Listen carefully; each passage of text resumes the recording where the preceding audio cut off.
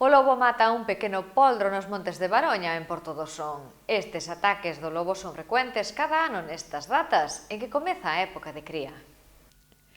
Os gandeiros están acostumados ao ataque do lobo na Serra do Barbanza, cando nesta época, coincidindo co período de cría dos animais, son frecuentes as perdas de algún animal polo ataque do cánido.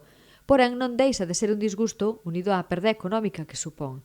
Esta semana o lobo mataba un poldro da comunidade de Montes de Baroña, que se afana en tomar medidas para protexer o resto de exemplares do ataque do animal, algúns de moi curta idade. Estes días sufrimos aquí un ataque do lobo, a nosa manada de cabalos, que, nestas épocas é un pouco máis habitual, debido a que empeza a haber xa os potriños, empeza a haber partos, entonces, hai animales máis fáciles de matar para, neste caso, para o lobo.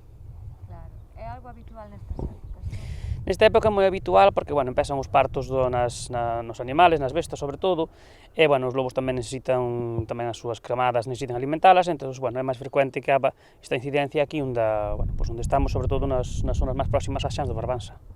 Sabemos que vai haber máis ataques os próximos días, o que temos que estar é un pouquiño máis alerta, por eso intentando convivir, que é o importante neste tipo de entorno que temos, ganado en extensivo e fauna silvestre, lógicamente intentamos convivir da mellor forma posible. O que temos que tamén intentar é adiantarnos, facer unha serie de medidas preventivas, neste caso, non hai animales, non hai cans con eles, porque os peches son demasiado grandes, as manadas temos bastantes animales como para poder permitirnos eso, pero sí que noutros tipos de animales, como temos cabras e eso, sí que xa estaría máis resguardadas con mastíns que coidan os animales. No tema dos cabalos consideramos que, que ao estar en extensivo tamén fan unha función biológica interesante para convivir entre todos, sempre cando, os ataques sean dentro dun margen, dentro dun límite.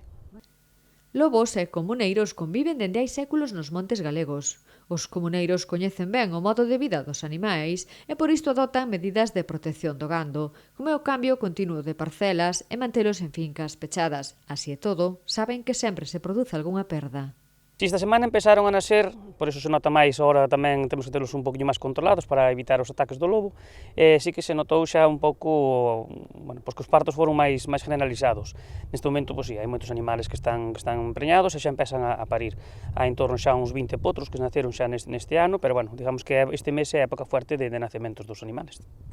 Normalmente o que se fai son movimentos, son animales que están en extensivo, grandes peches, están cerrados, pero teñen extensións considerables, e o que se fan é mandalos ou trasladalos para zonas onde teñen menos incidencia do lobo, é dicir, partes máis baixas da parroquia, entón, evitamos que estean máis en contacto con estes montes máis altos ou que estean máis próximos ao Serra do Barbanza, que é onde hai máis incidencia de ataques de lobo.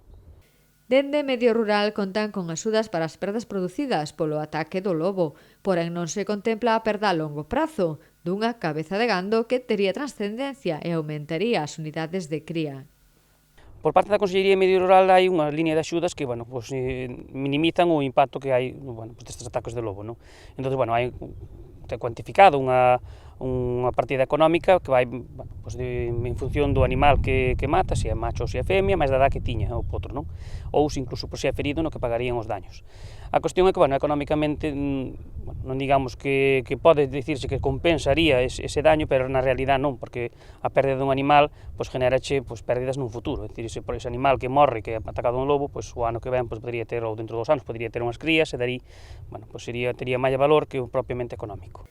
Así as cousas en Baroña manteñen a súa lavoura con respecto tamén ao lobo, que forma parte dos montes da zona, porén agardan que se manteña controlado, xa que suporía un risco maior para toda a poboación que o cánido medre e se reproduza de maneira descontrolada, perdendo incluso o medo a achegarse a vivendas ou a veciñanza.